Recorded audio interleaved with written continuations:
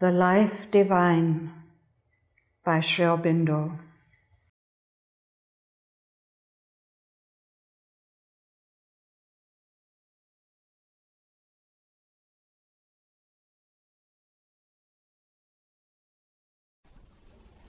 Chapter 28. Supermind, Mind, and the Overmind Maya.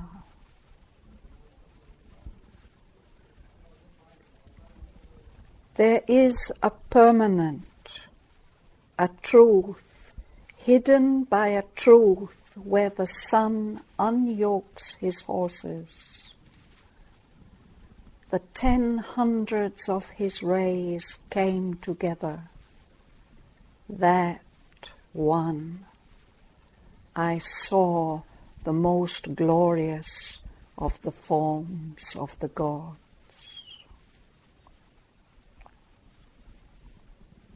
Rig Veda.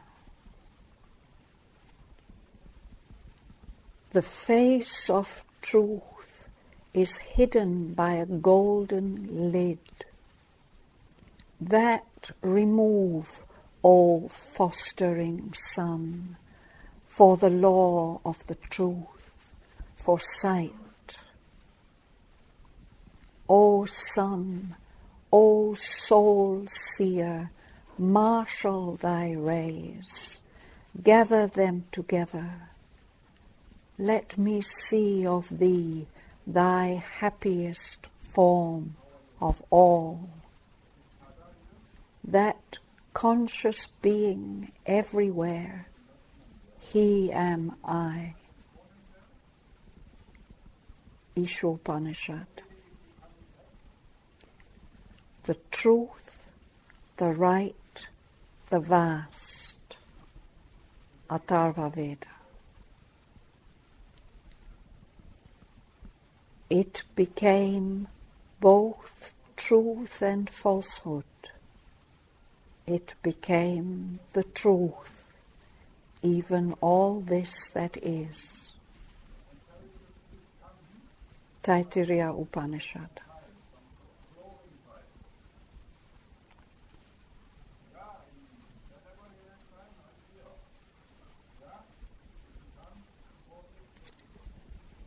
One point remains to be cleared, which we have till now left in obscurity. The process of the lapse into the ignorance. For we have seen that nothing in the original nature of mind, life, or matter necessitates a fall from knowledge. It has been shown, indeed, that division of consciousness is the basis of the ignorance. A division of individual consciousness from the cosmic and the transcendent, of which yet it is an intimate part, in essence inseparable. A division of mind from the supramental truth of which it should be a subordinate action. Of life from the original force of which it is one energism. Of matter from the original existence of which it is one form of substance. But it has still to be made clear how this division came about in the indivisible. By what peculiar self-diminishing or self-effacing action of consciousness force in the being. For since all is a movement of that force, only by some such action, obscuring its own plenary light and power, can there have arisen the dynamic and effective phenomenon of the ignorance. But this problem can be left over to be treated in a more close examination of the dual phenomenon of knowledge-ignorance, which makes our consciousness a blend of light and darkness, a half-light between the full day of the supramental truth and the night of the material inconscience. All that is necessary to note at present is that it must be in its essential character an exclusive concentration on one movement and status of conscious being, which puts all the rest of consciousness and being behind and veils it from that one movement's now partial knowledge.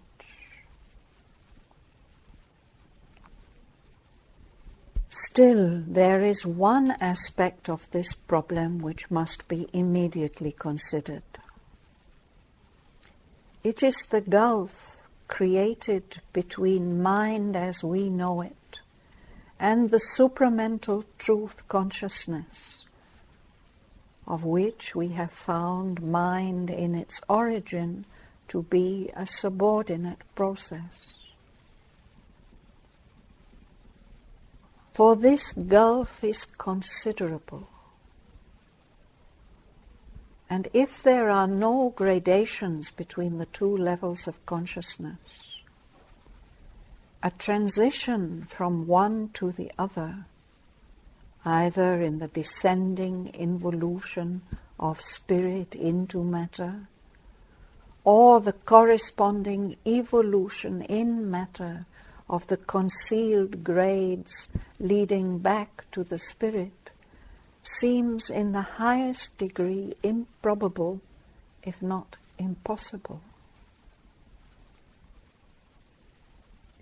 For mind as we know it is a power of the ignorance seeking for truth, groping with difficulty to find it, reaching only mental constructions and representations of it in word and idea, in mind formations, sense formations, as if bright or shadowy photographs or films of a distant reality were all that it could achieve.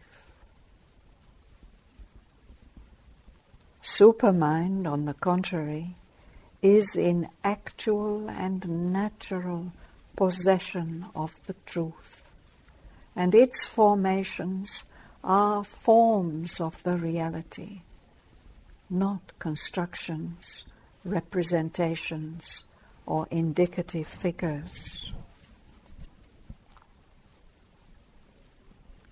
No doubt the evolving mind in us is hampered by its encasement in the obscurity of this life and body.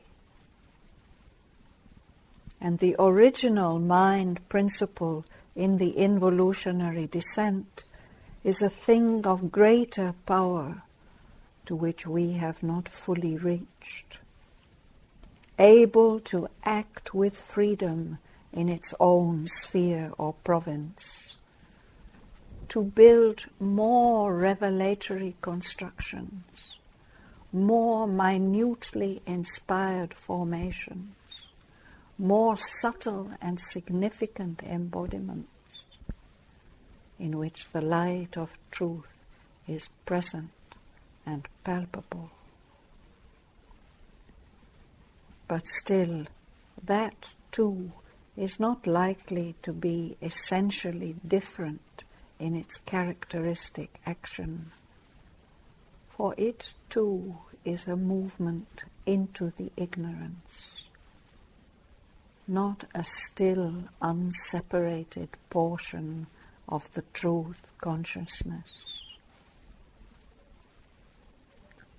There must be somewhere in the descending and ascending scale of being an intermediate power and plane of consciousness. Perhaps something more than that, something with an original creative force through which the involutionary transition from mind in the knowledge to mind in the ignorance was effected, and through which again the evolutionary reverse transition becomes intelligible and possible. For the involutionary transition, this intervention is a logical imperative. For the evolutionary, it is a practical necessity. For in the evolution there are indeed radical transitions, from indeterminate energy to organized matter, from inanimate matter to life, from a subconscious or submental to a perceptive and feeling and acting life, from primitive animal mentality to conceptive reasoning mind, observing and governing life, and observing itself also, able to act as an independent entity, and even to seek consciously for self-transcendence. But these leaps, even when considerable, are to some extent prepared by slow gradations which make them conceivable and feasible. There can be no such immense hiatus as seems to exist between supramental truth consciousness and the mind in the ignorance.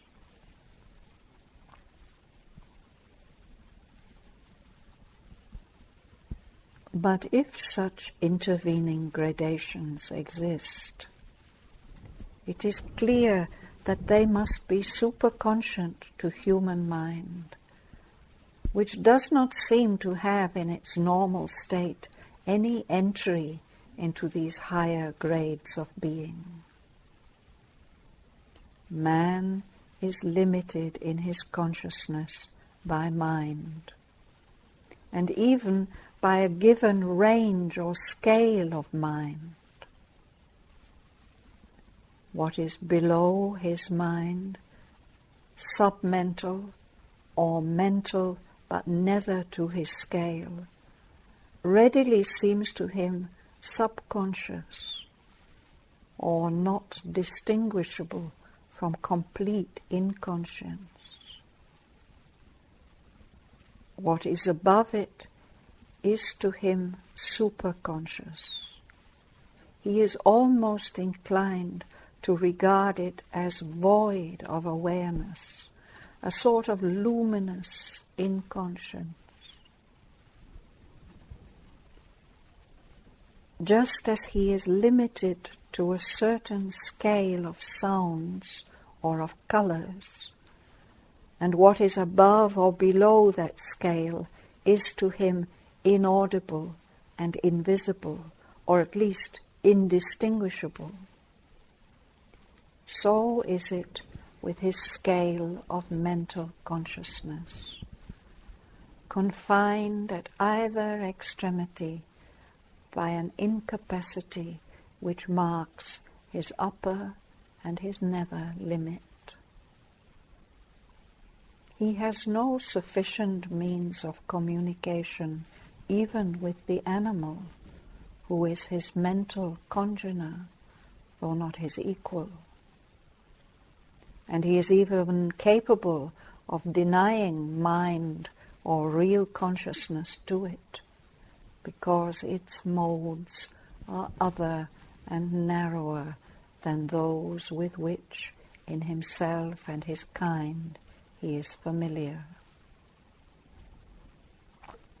He can observe submental being from outside, but cannot at all communicate with it or enter intimately into its nature. Equally, the superconscious is to him a closed book, which may well be filled only with empty pages. At first sight, then, it would appear as if he had no means of contact with these higher gradations of consciousness. If so, they cannot act as links or bridges, and his evolution must cease with his accomplished mental range, and cannot exceed it. Nature, in drawing these limits, has written finis to his upward endeavor.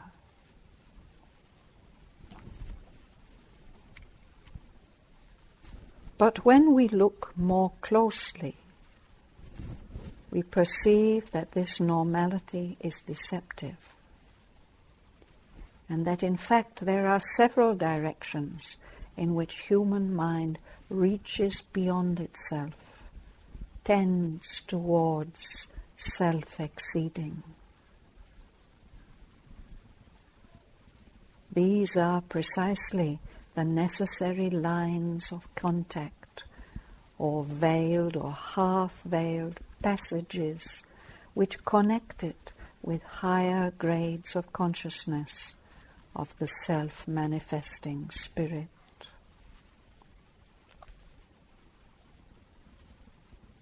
First, we have noted the place intuition occupies in the human means of knowledge. And intuition is in its very nature a projection of the characteristic action of these higher grades into the mind of ignorance. It is true that in human mind its action is largely hidden by the interventions of our normal intelligence. A pure intuition is a rare occurrence in our mental activity.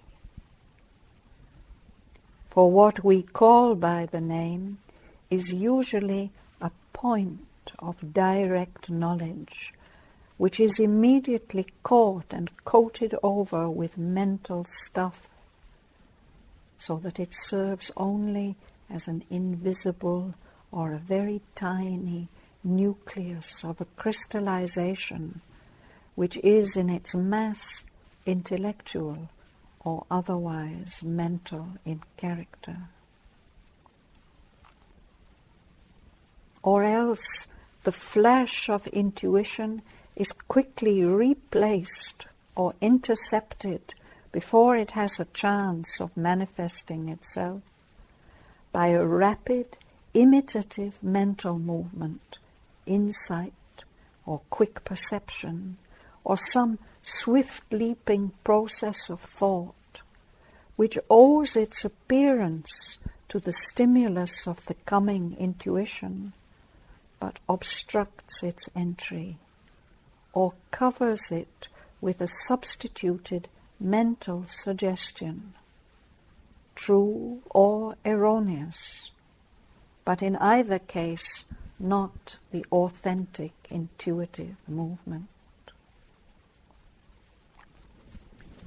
Nevertheless, the fact of this intervention from above, the fact that behind all our original thinking or authentic perception of things, there is a veiled, a half-veiled, or a swift unveiled intuitive element, is enough to establish a connection between mind and what is above it. It opens a passage of communication and of entry into the superior spirit ranges.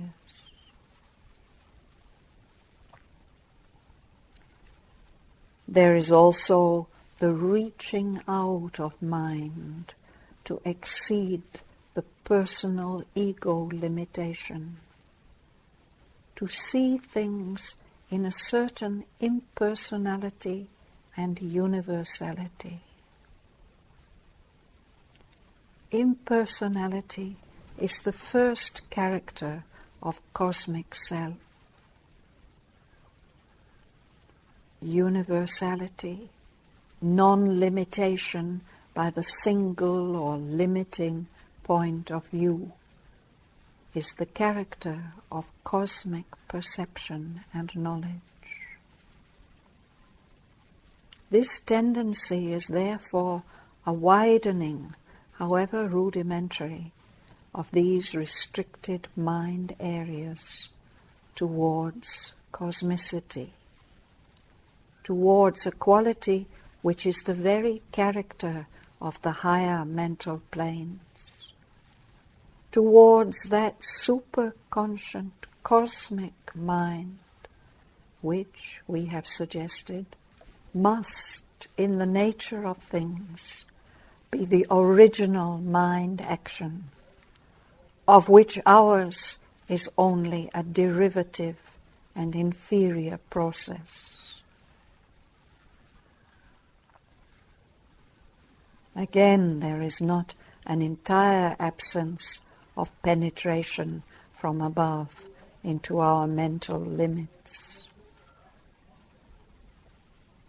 The phenomena of genius are really the result of such a penetration.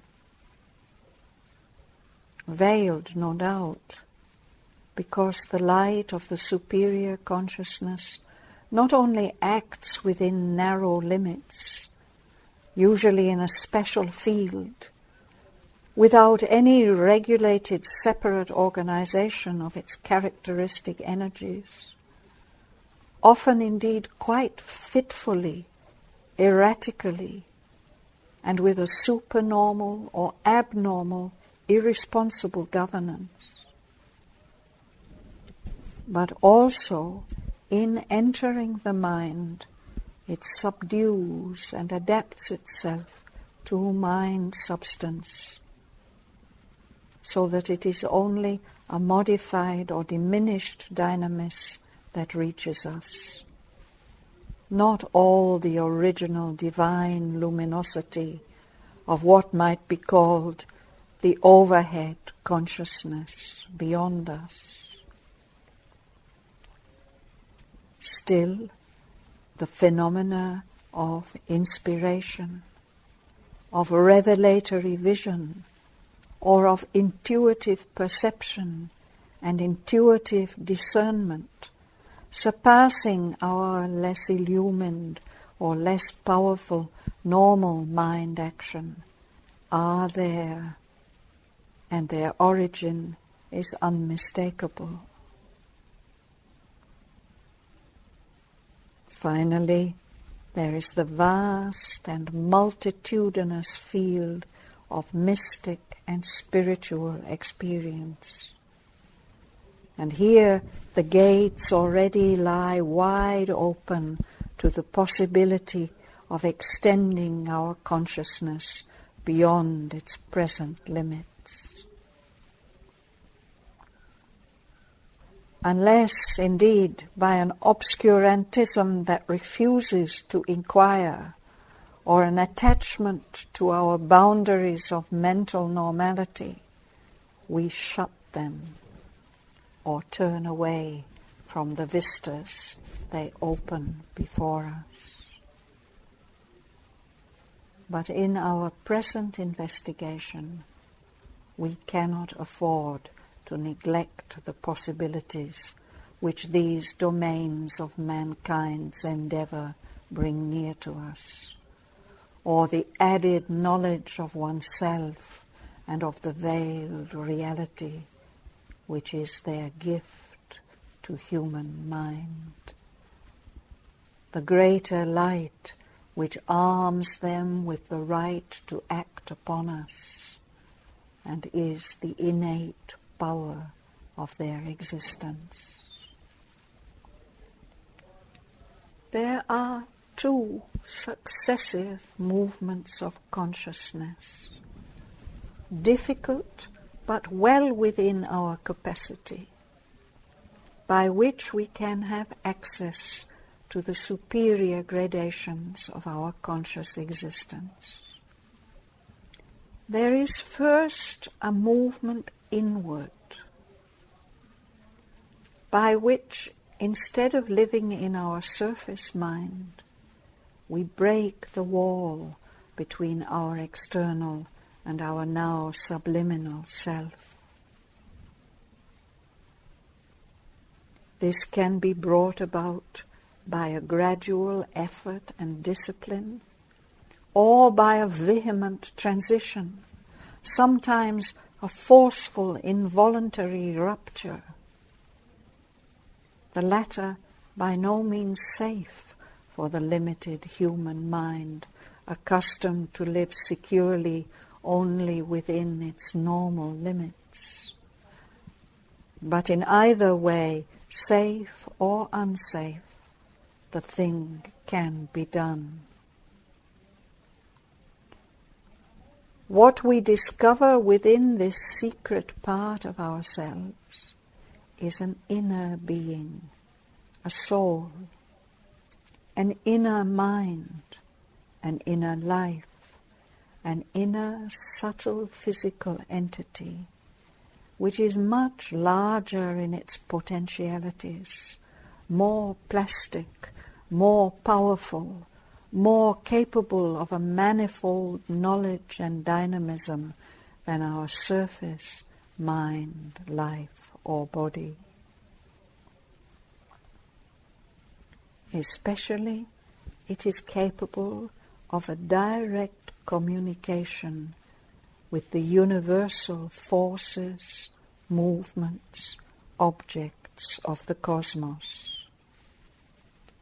A direct feeling and opening to them, a direct action on them, and even a widening of itself beyond the limits of the personal mind, the personal life, the body, so that it feels itself more and more a universal being, no longer limited by the existing walls of our too narrow mental, vital, physical existence.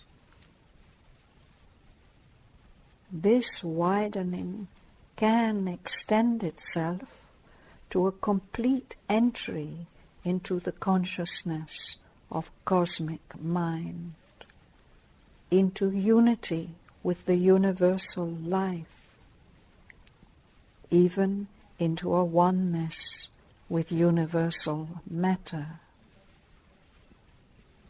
That, however, is still an identification either with a diminished cosmic truth or with the cosmic ignorance.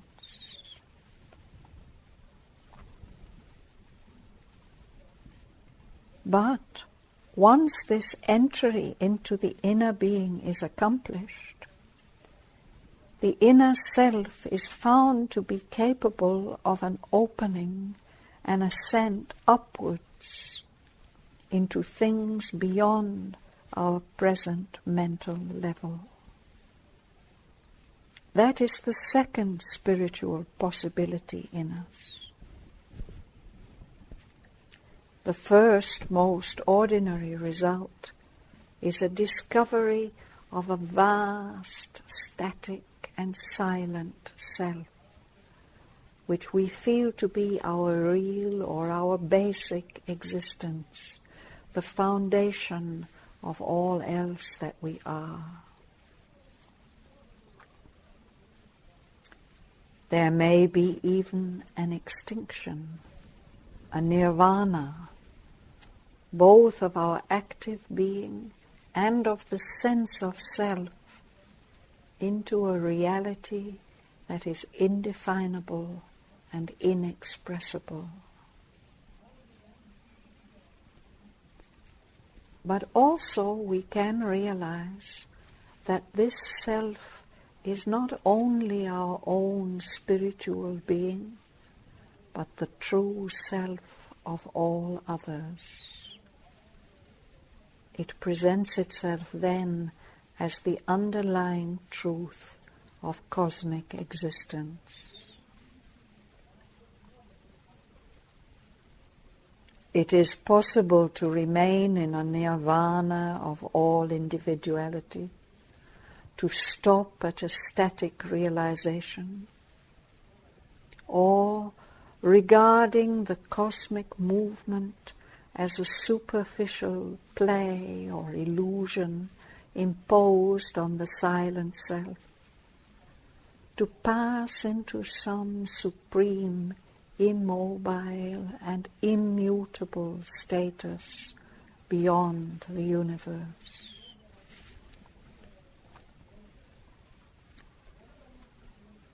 But another, less negative line of supernormal experience also offers itself.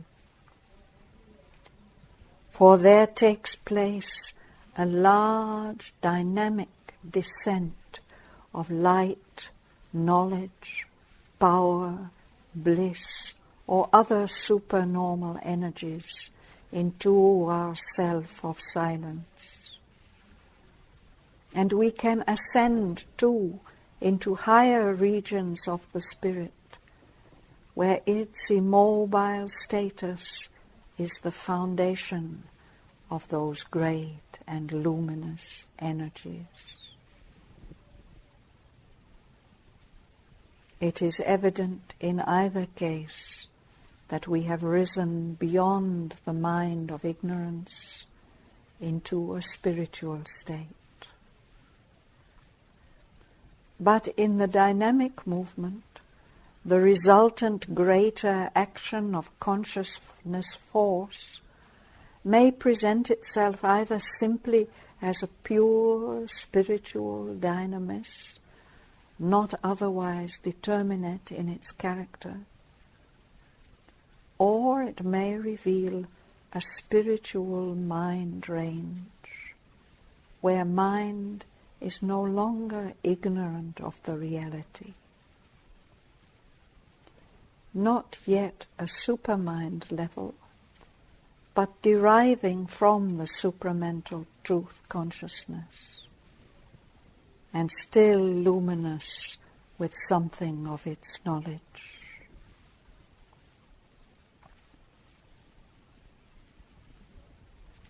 It is in the latter alternative that we find the secret we are seeking, the means of the transition, the needed step towards a supramental transformation. For we perceive a graduality of ascent, a communication with a more and more deep and immense light and power from above, a scale of intensities which can be regarded as so many stairs in the ascension of mind, or in a descent into mind from that which is beyond it. We are aware of a sea-like downpour of masses of a spontaneous knowledge, which assumes the nature of thought, but has a different character from the process of thought to which we are accustomed. For there is nothing here of seeking, no trace of mental construction, no labor of speculation or difficult discovery. It is an automatic and spontaneous knowledge from a higher mind that seems to be in possession of truth and not in search of hidden and withheld realities. One observes that this thought is much more capable than the mind of including at once a mass of knowledge in a single view. It has a cosmic character, not the stamp of an individual thinking.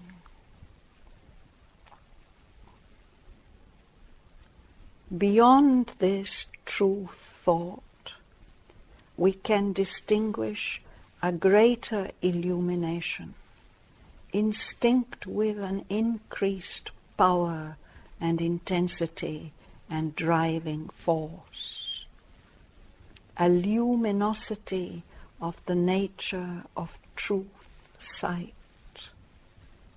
with thought formulation as a minor and dependent activity. If we accept the Vedic image of the sun of truth, an image which in this experience becomes a reality, we may compare the action of the higher mind to a composed and steady sunshine. The energy of the illumined mind beyond it to an outpouring of massive lightnings of flaming sun stuff. Still beyond can be met a yet greater power of the truth force, an intimate and exact truth vision, truth thought, truth sense, truth feeling, truth action, to which we can give in a special sense the name of intuition. For though we have applied that word for want of a better to any supra-intellectual direct way of knowing, yet what we actually know as intuition is only one special movement of self-existent knowledge. This new range is its origin. It imparts to our intuitions something of its own distinct character, and is very clearly an intermediary of a greater truth light with which our mind cannot directly communicate. At the source of this intuition, we discover a superconscient cosmic mind in direct contact with the supramental truth consciousness, an original intensity, determinant of all movements below it and all mental energies. Not mind as we know it, but an overmind that covers as with the wide wings of some creative oversoul this whole lower hemisphere of knowledge ignorance, links it with that greater truth consciousness, while yet at the same time with its brilliant golden lid it veils the face of the greater truth from our sight, intervening with its flood of infinite possibilities as at once an obstacle and a passage in our seeking of the spiritual law of our existence, its highest aim, its secret reality. This, then, is the occult link we were looking for. This is the power that at once connects separates and divides the supreme knowledge and the cosmic ignorance.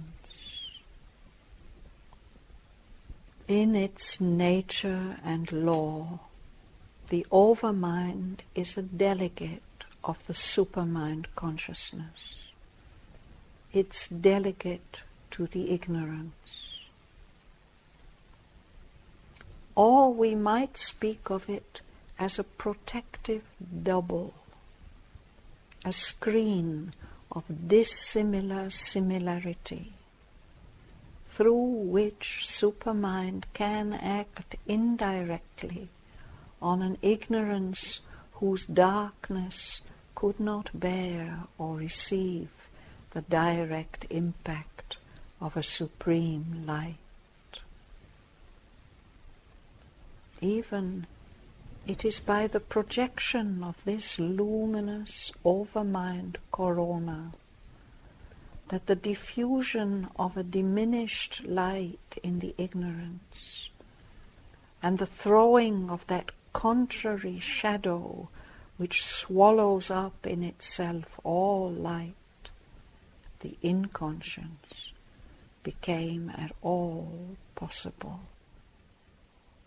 For Supermind transmits to Overmind all its realities, but leaves it to formulate them in a movement and according to an awareness of things, which is still a vision of truth, and yet at the same time a first parent of the ignorance.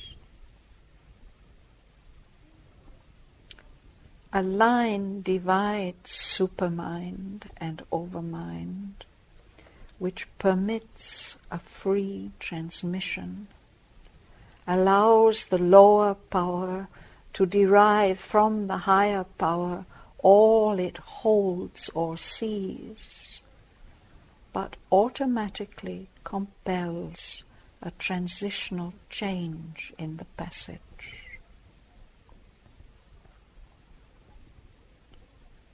The integrality of the Supermind keeps always the essential truth of things, the total truth, and the truth of its individual self-determinations clearly knit together. It maintains in them an inseparable unity, and between them a close interpenetration and a free and full consciousness of each other. But in Overmind, this integrality is no longer there. And yet, the Overmind is well aware of the essential truth of things. It embraces the totality. It uses the individual self-determinations without being limited by them. But although it knows their oneness, can realize it in a spiritual cognition, yet its dynamic movement, even while relying on that for its security, is not directly determined by it. Overmind energy proceeds through an illimitable capacity of separation and combination of the powers and aspects of the integral and indivisible, all-comprehending unity. It takes each aspect or power and gives to it an independent action, in which it acquires a full separate importance, and is able to work out, we might say, its own world of creation. Purusha and Prakriti, conscious soul and executive force of nature, are in the supramental harmony a two-aspected single truth, being and dynamis of the reality. There can be no disequilibrium or predominance of one over the other. In Overmind, we have the origin of the cleavage, the trenchant distinction made by the philosophy of the Sankhya's, in which they appear as two independent entities. Prakriti able to dominate Purusha and cloud its freedom and power, reducing it to a witness and recipient of her forms and actions. Purusha able to return to its separate existence and abide in a free self-sovereignty by rejection of her original overclouding material principle. So with the other aspects or powers of the divine reality. One and many, divine personality and divine impersonality, and the rest. Each is still an aspect and power of the one reality, but each is empowered to act as an independent entity in the whole. Arrive at the fullness of the possibilities of its separate expression, and develop the dynamic consequences of that separateness. At the same time, in Overmind, this separateness is still founded on the basis of an implicit underlying unity. All possibilities of combination and relation between the separated powers and aspects, all interchanges and mutualities of their energies are freely organized, and their actuality always possible.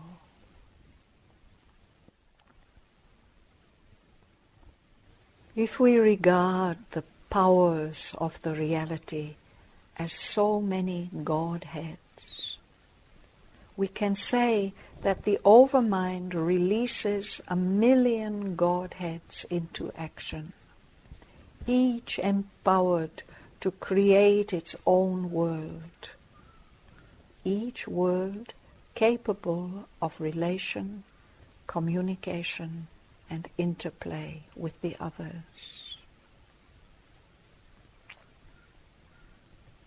There are in the Veda different formulations of the nature of the gods. It is said they are all one existence to which the sages give different names. Yet each god is worshipped as if he by himself is that existence, one who is all the other gods together or contains them in his being. And yet again, each is a separate deity, acting sometimes in unison with companion deities, sometimes separately, sometimes even in apparent opposition to other Godheads of the same existence. In the Supermind, all this would be held together as a harmonized play of the one existence. In the Overmind, each of these three conditions could be a separate action or basis of action, and have its own principle of development and consequences, and yet each keep the power to combine with the others in a more composite harmony. As with the one existence, so with its consciousness and force. The one consciousness is separated into many independent forms of consciousness and knowledge. Each follows out its own line of truth which it has to realize. The one total and many-sided real idea is split up into its many sides. Each becomes an independent idea force with the power to realize itself. The one consciousness force is liberated into its million forces, and each of these forces has the right to fulfill itself, or to assume, if needed, a hegemony and take up for its own utility the other forces. So too the delight of existence is loosed out into all manner of delights, and each can carry in itself its independent fullness or sovereign extreme. Overmind thus gives to the one existence consciousness bliss the character of a teeming of infinite possibilities, which can be developed into a multitude of worlds, or thrown together into one world, in which the endlessly variable outcome of their play is the determinant of the creation, of its process, its course, and its consequence. Since the consciousness force of the eternal existence is the universal creatrix, the nature of a given world will depend on whatever self-formulation of that consciousness expresses itself in that world.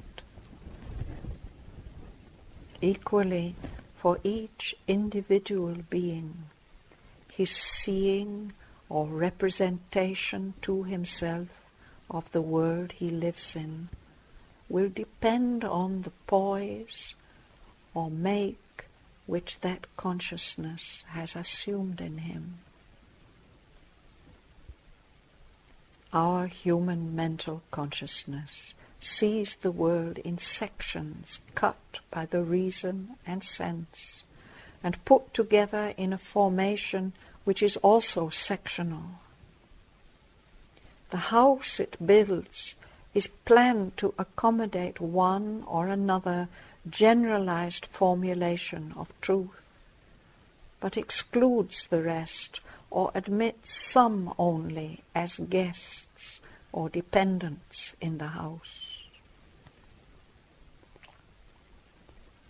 Overmind consciousness is global in its cognition and can hold any number of seemingly fundamental differences together in a reconciling vision. Thus, the mental reason sees person and the impersonal as opposites. It conceives an impersonal existence in which person and personality are fictions of the ignorance or temporary constructions. Or, on the contrary, it can see person as the primary reality and the impersonal as a mental abstraction, or only stuff or means of manifestation.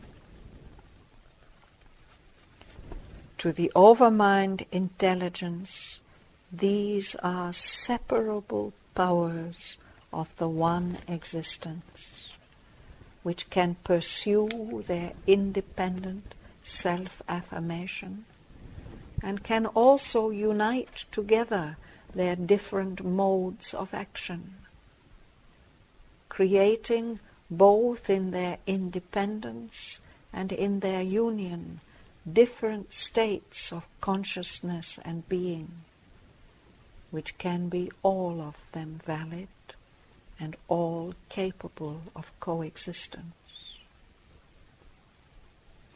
A purely impersonal existence and consciousness is true and possible, but also an entirely personal consciousness and existence. The impersonal divine, Nirguna Brahman, and the personal divine, Saguna Brahman, are here equal and coexistent aspects of the eternal. Impersonality can manifest with person subordinated to it as a mode of expression, but equally person can be the reality, with impersonality as a mode of its nature.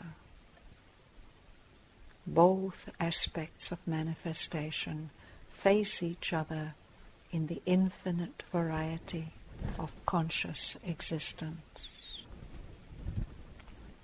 What to the mental reason are irreconcilable differences present themselves to the overmind intelligence as coexistent correlatives. What to the mental reason are contraries are to the overmind intelligence complementaries. Our mind sees that all things are born from matter or material energy, exist by it, go back into it. It concludes that matter is the eternal factor, the primary and ultimate reality, Brahman. Or it sees all as born of life force or mind, existing by life or by mind, going back into the universal life or mind.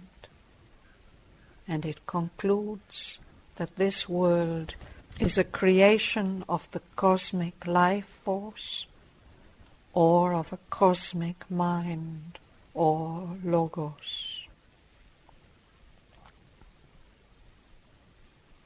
Or again, it sees the world and all things as born of, existing by, and going back to the real idea or knowledge will of the Spirit, or to the Spirit itself, and it concludes on an idealistic or spiritual view of the universe.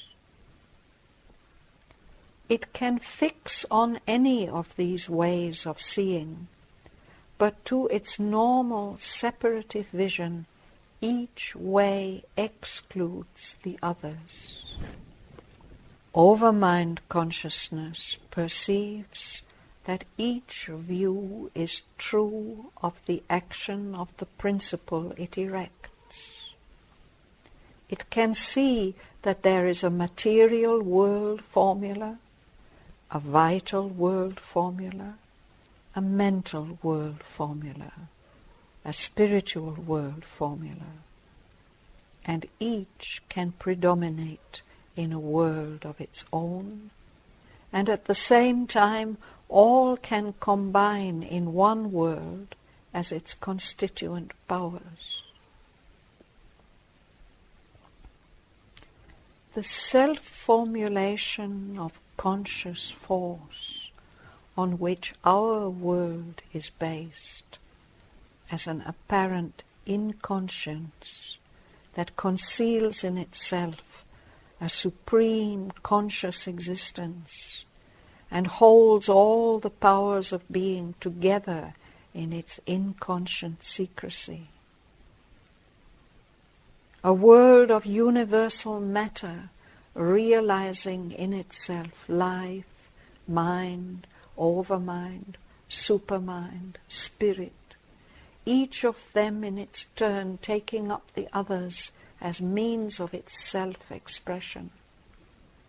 Matter proving in the spiritual vision to have been always itself a manifestation of the spirit, is to the overmind view a normal and easily realizable creation. In its power of origination and in the process of its executive dynamis, overmind is an organizer of many potentialities of existence, each affirming its separate reality, but all capable of linking themselves together in many different but simultaneous ways. A magician craftsman empowered to weave the multicolored warp and woof of manifestation of a single entity in a complex universe. In this simultaneous development of multitudinous independent or combined powers or potentials, there is yet, or there is as yet, no chaos, no conflict, no fall from truth or knowledge. The overmind is a creator of truths, not of illusions or falsehoods. What is worked out in any given overmental energism or movement is the truth of the aspect, power, idea, force, delight, which is liberated into independent action.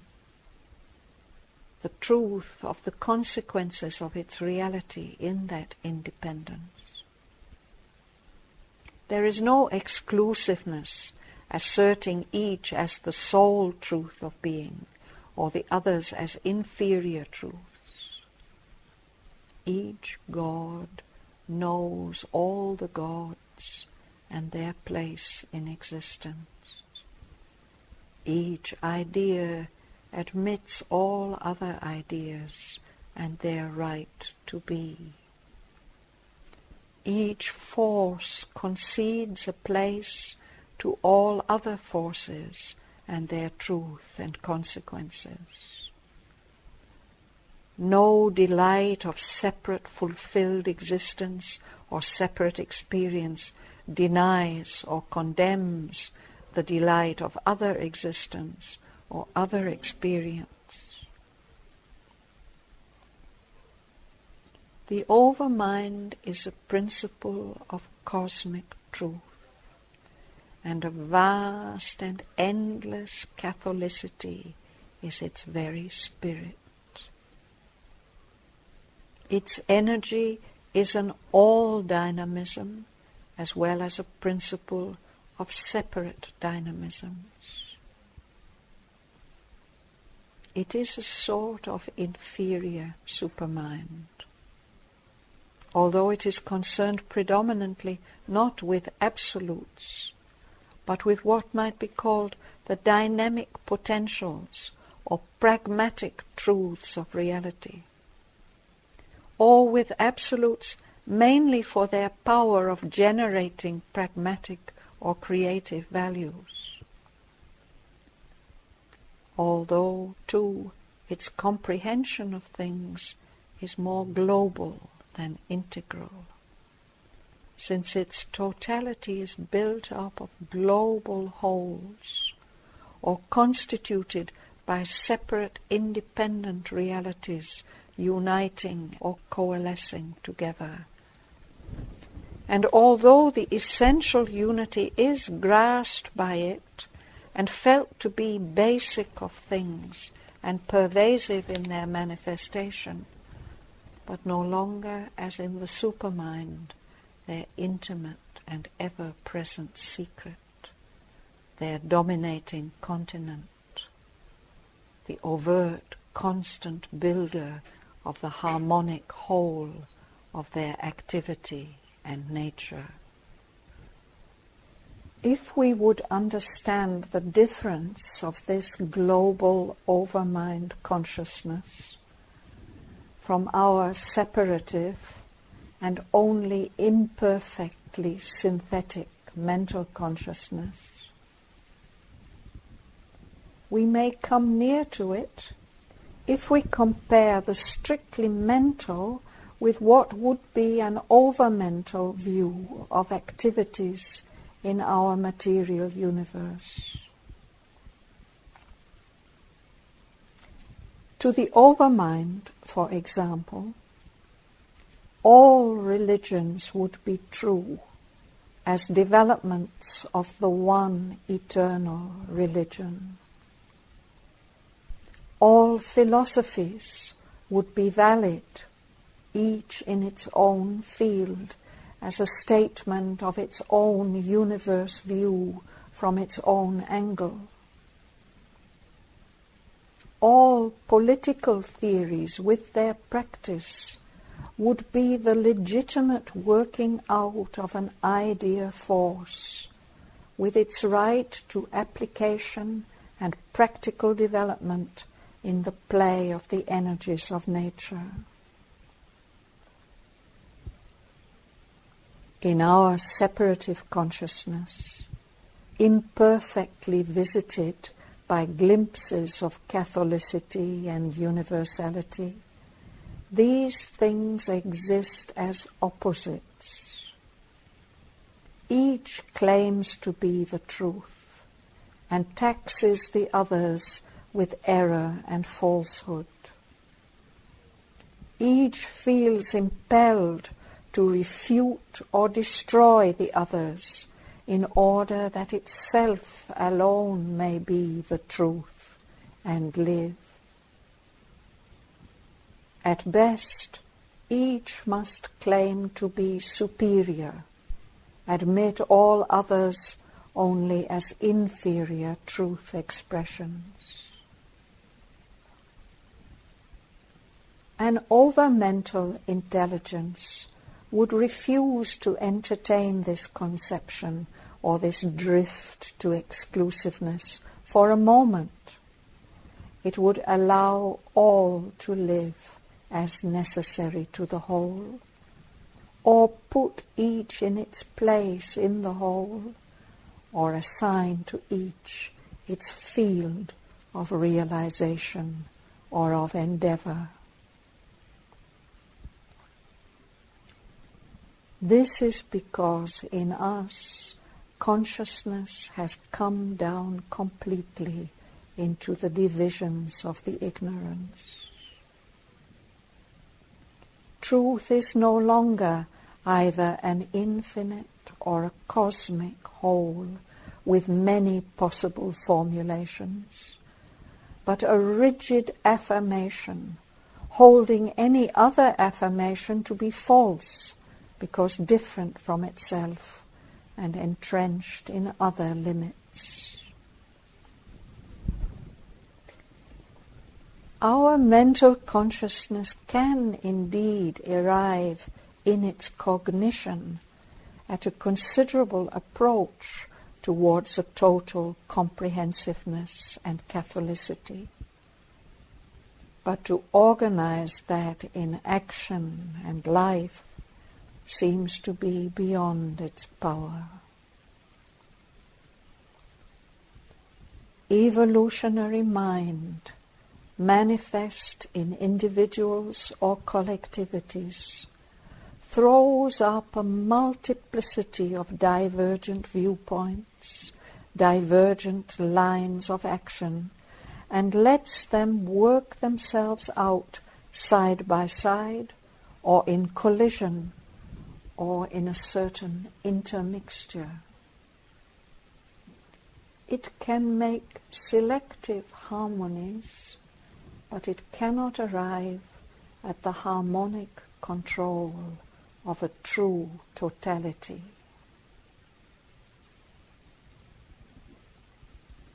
Cosmic mind must have, even in the evolutionary ignorance, like all totalities, such a harmony, if only of arranged accords and discords. There is too in it an underlying dynamism of oneness, but it carries the completeness of these things in its depths, perhaps in a supermind overmind substratum, but does not impart it to individual mind in the evolution, does not bring it or has not yet brought it from the depths to the surface. An overmind world would be a world of harmony. The world of ignorance in which we live is a world of disharmony and struggle.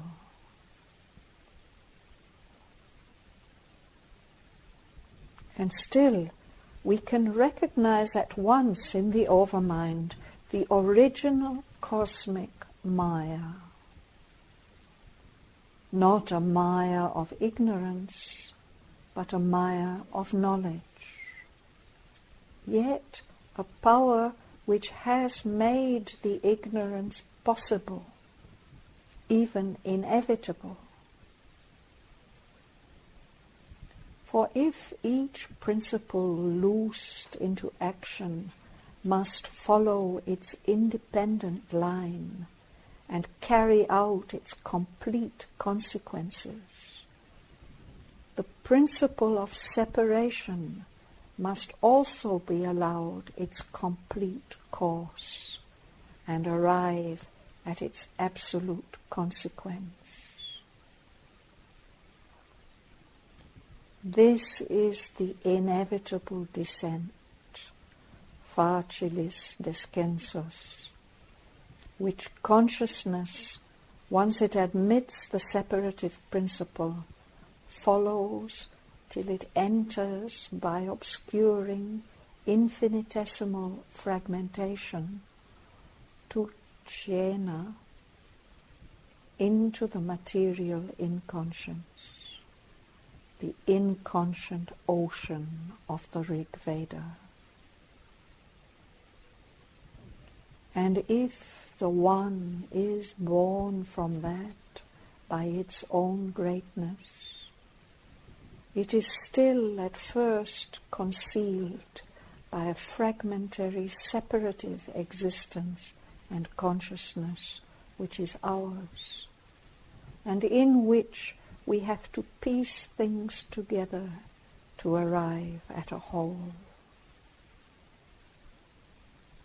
In that slow and difficult emergence, a certain semblance of truth is given to the dictum of Heraclitus, that war is the father of all things.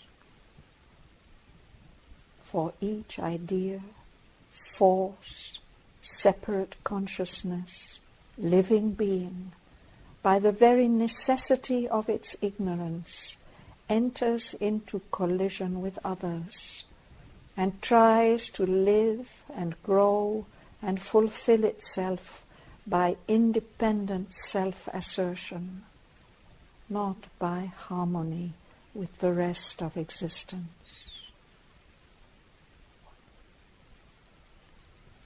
Yet there is still the unknown underlying oneness, which compels us strive slowly towards some form of harmony, of interdependence, of concording of discords, of a difficult unity.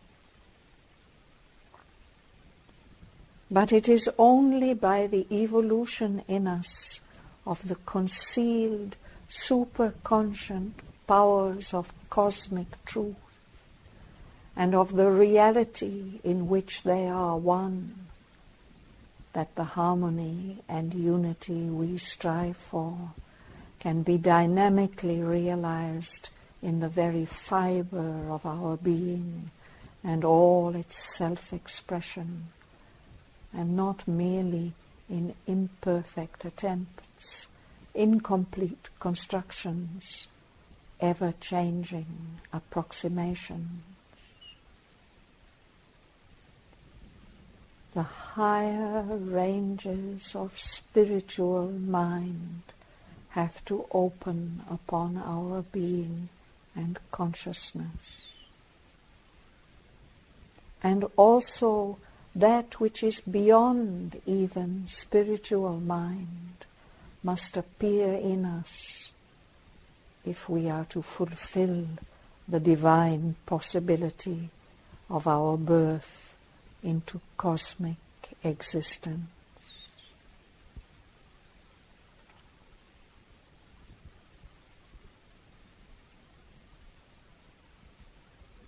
Overmind, in its descent, reaches a line which divides the cosmic truth from the cosmic ignorance. It is the line at which it becomes possible for consciousness force, emphasizing the separateness of each independent movement created by Overmind, and hiding or darkening their unity, to divide mind by an exclusive concentration from the overmental source. There has already been a similar separation of Overmind from its supramental source, but with a transparency in the veil which allows a conscious transmission and maintains a certain luminous kinship.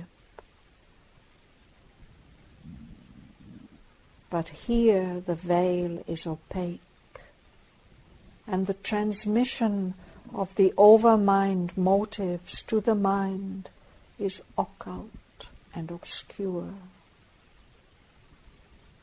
Mind separated acts as if it were an independent principle, and each mental being, each basic mental idea, power, force, stands similarly on its separate self.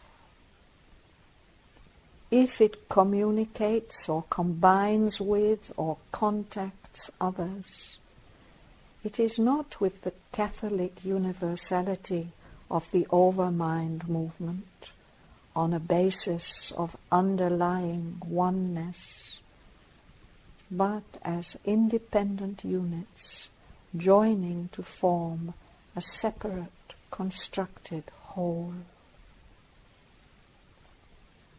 It is by this movement that we pass from the cosmic truth into the cosmic ignorance. The cosmic mind on this level, no doubt, comprehends its own unity, but it is not aware of its own source and foundation in the spirit, or can only comprehend it by the intelligence, not in any enduring experience. It acts in itself as if by its own right, and works out what it receives as material without direct communication with the source from which it receives it. Its units also act in ignorance of each other and of the cosmic whole, except for the knowledge that they can get by contact and communication. The basic sense of identity and the mutual penetration and understanding that comes from it are no longer there.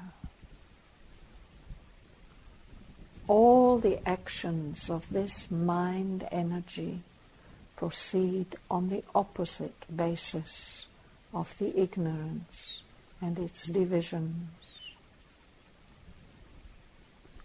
And although they are the results of a certain conscious knowledge, it is a partial knowledge, not a true and integral self-knowledge, not a true and integral world knowledge.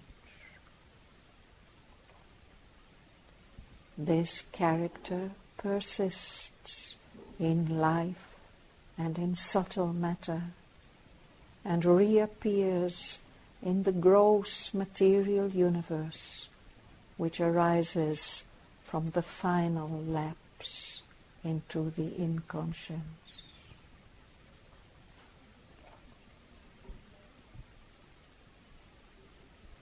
Yet, as in our subliminal or inner mind, so in this mind also a larger power of communication and mutuality still remains, a freer play of mentality and sense than human mind possesses, and the ignorance is not complete.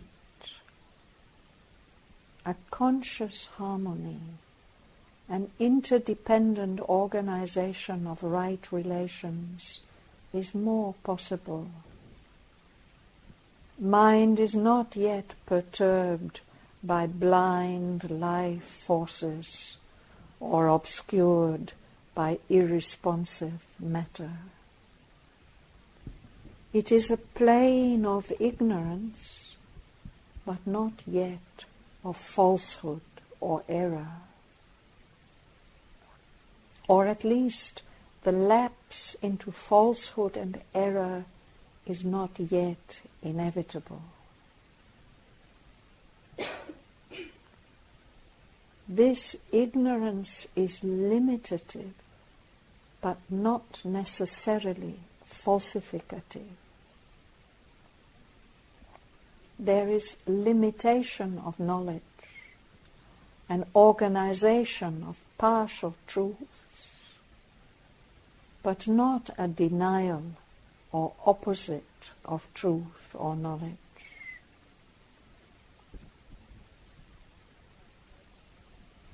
This character of an organization of partial truths on a basis of separative knowledge persists in life and subtle matter. For the exclusive concentration of consciousness force, which puts them into separative action, does not entirely sever or veil mind from life, or mind and life from matter. The complete separation can take place only when the stage of inconscience has been reached, and our world of manifold ignorance arises out of that tenebrous matrix.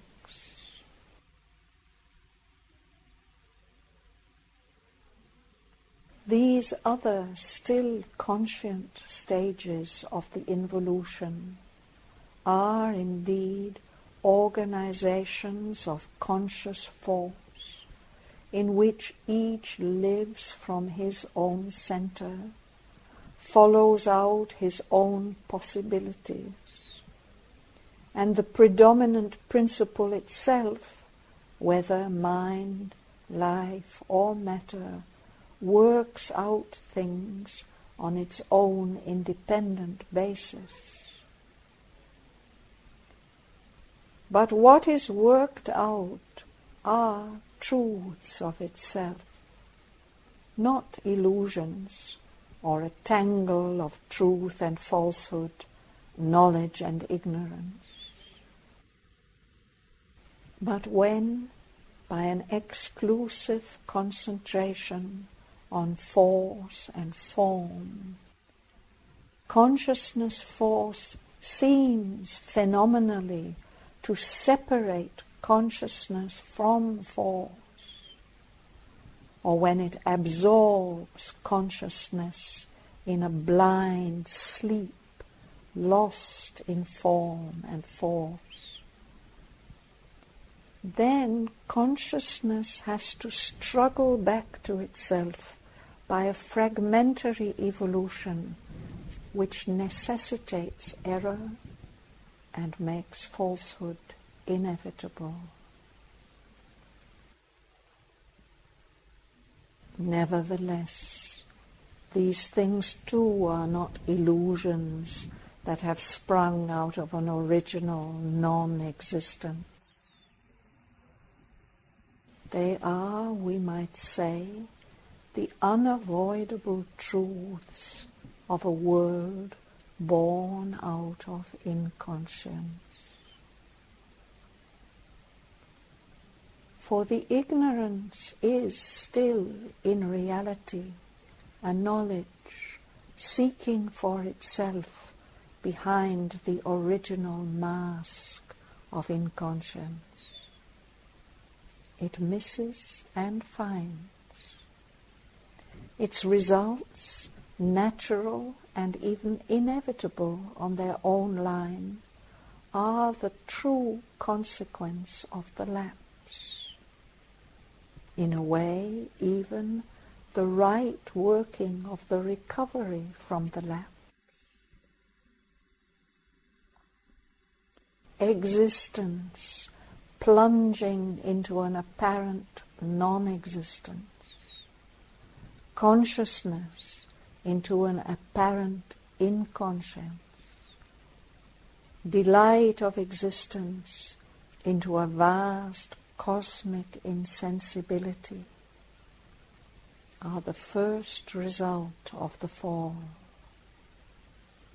And in the return from it, by a struggling, fragmentary experience, the rendering of consciousness into the dual terms of truth and falsehood, knowledge and error, of existence into the dual terms of life and death, of delight of existence into the dual terms of pain and pleasure, are the necessary process of the labor of self-discovery. A pure experience of truth, knowledge, delight, imperishable existence would here be itself a contradiction of the truth of things. It could only be otherwise if all beings in the evolution were quiescently responsive to the psychic element within them and to the supermind underlying nature's operations. But here there comes in the overmind law of each force working out its own possibilities. The natural possibilities of a world in which an original inconscience and a division of consciousness are the main principle would be the emergence of forces of darkness, impelled to maintain the ignorance by which they live. An ignorant struggle to know, originative of falsehood and error. An ignorant struggle to live, engendering wrong and evil. An egoistic struggle to enjoy, parent of fragmentary joys and pains and sufferings. These are therefore the inevitable first imprinted characters, though not the sole possibilities of our evolutionary existence. Still, because the non-existence is a concealed existence, the inconscience a concealed consciousness, the insensibility a masked and dormant ananda, these secret realities must emerge. The hidden overmind and supermind too must in the end fulfill themselves in this apparently opposite organization from a dark infinite. Two things render that culmination more facile than it would otherwise be. Overmind, in the descent towards material creation, has originated modifications of itself. Intuition, especially, with its penetrative lightning flashes of truth, lighting up local points and stretches of country in our consciousness, which can bring the concealed truth of things nearer to our comprehension.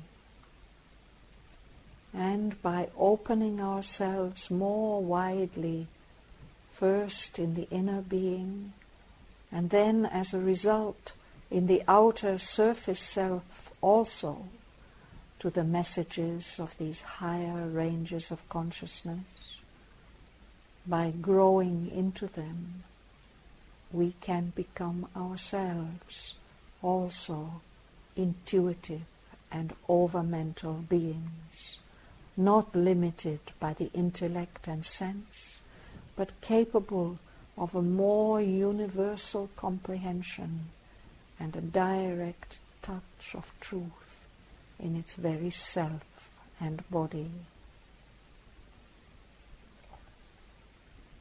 In fact, flashes of enlightenment from these higher ranges already come to us. But this intervention is mostly fragmentary, casual, or partial.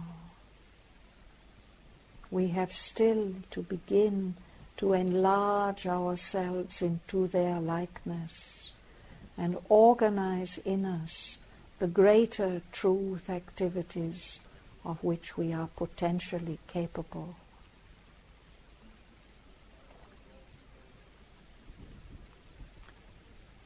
But secondly, overmind, intuition, even supermind, not only must be, as we have seen, principles inherent and involved in the inconscience from which we arise in the evolution and inevitably destined to evolve, but are secretly present, occult actively with flashes of intuitive emergence in the cosmic activity of mind, life, and matter. It is true that their action is concealed, and even when they emerge, it is modified by the medium, material, vital, mental, in which they work, and not easily recognizable. Supermind cannot manifest itself as the creator power in the universe from the beginning. For if it did, the ignorance and inconscience would be impossible, or else the slow evolution necessary would change into a rapid transformation scene. Yet, at every step of the material energy, we can see the stamp of inevitability given by a supramental creator. In all the development of life and mind, the play of the lines of possibility and their combination, which is the stamp of Overmind intervention. As life and mind have been released in matter, so too must in their time these greater powers of the concealed Godhead emerge from the involution, and their supreme light descend into us from above.